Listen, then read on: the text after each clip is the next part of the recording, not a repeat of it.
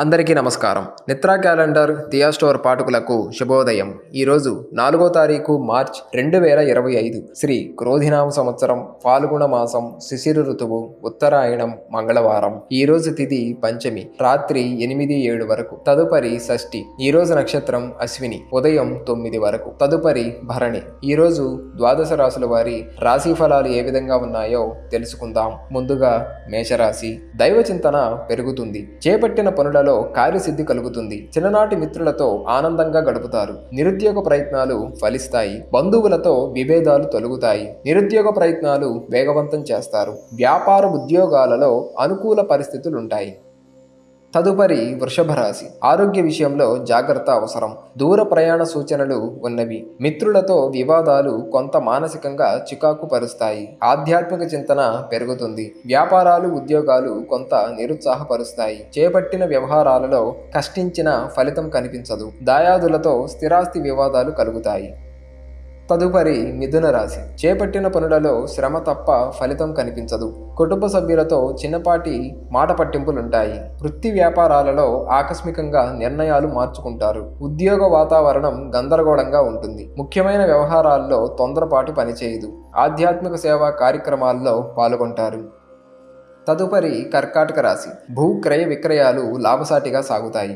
ఒక వ్యవహారంలో ప్రముఖుల నుండి కీలక సమాచారం అందుతుంది. నూతన వ్యాపారాలు లాభసాటిగా సాగుతాయి. ఉద్యోగాలలో సమస్యలు తొలగుతాయి. విందు వినోద కార్యక్రమాలు ఆహ్వానాలు అందుతాయి. చేపట్టిన పనులు సకాలంలో పూర్తి చేస్తారు.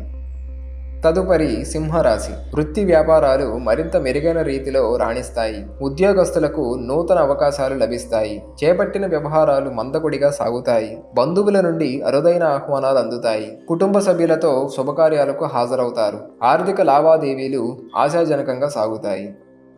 తదుపరి కన్యారాశి. విద్యార్థుల శ్రమ ఫలిస్తుంది. చేపట్టిన పనులు వాయిదా పడతాయి. బంధువర్గంతో వివాదాలు చికాకు పరుస్తాయి. బంధువుల నుండి ఆశ్చర్యకరమైన సంఘటనలు తెలుస్తాయి. వృధా ప్రయాణాలు చేయవలసి వస్తుంది. వ్యాపారాలు ఉద్యోగాలు సంతృప్తికరంగా సాగుతాయి. ఆరోగ్య విషయంలో జాగ్రత్త అవసరం. తదుపరి తులారాశి. వ్యాపారాలు అంతంత మాత్రంగా సాగుతాయి. ఉద్యోగాలలో కొన్ని ఇబ్బందులు తప్పవు. చేపట్టిన పనుల్లో అవాంతరాలు కలుగుతాయి. దూర ప్రయాణాలు వాయిదా పడతాయి. కీలక వ్యవహారాలలో ఆలోచనలు స్థిరంగా ఉండవు. చిన్ననాటి మిత్రులతో పుణ్యక్షేత్రాలు సందర్శిస్తారు. బంధువర్గంతో వివాదాలు కొంత బాధిస్తాయి. తదుపరి వృశ్చిక రాశి. ఆత్మీయులతో సఖ్యతగా వ్యవహరిస్తారు. గృహ వాతావరణం సంతృప్తికరంగా ఉంటుంది. నూతన కార్యక్రమాలకు శ్రీకారం చుడతారు. స్థిరాస్తి కొనుగోలు ప్రయత్నాలు వేగవంతం చేస్తారు. ఉద్యోగాలలో పదోన్నతులు పెరుగుతాయి. నిరుద్యోగ ప్రయత్నాలు ఫలిస్తాయి. వృత్తి వ్యాపారాలు సాఫీగా సాగుతాయి. తదుపరి ధనుస్సు రాశి. ఆర్థిక పరిస్థితి కొంత నిరాశపరుస్తుంది. దూర ప్రయాణాలు వాయిదా పడతాయి. సోదరులతో స్థిరాస్తి ఒప్పందాలు వాయిదా వేస్తారు. వృత్తి వ్యాపారాలు అంతంత మాత్రంగా సాగుతాయి. ఉద్యోగస్తులకు అధికారులతో చిన్నపాటి సమస్యలు తప్పవు. ఒక వ్యవహారంలో సన్నిహితులతో విభేదాలు కలుగుతాయి.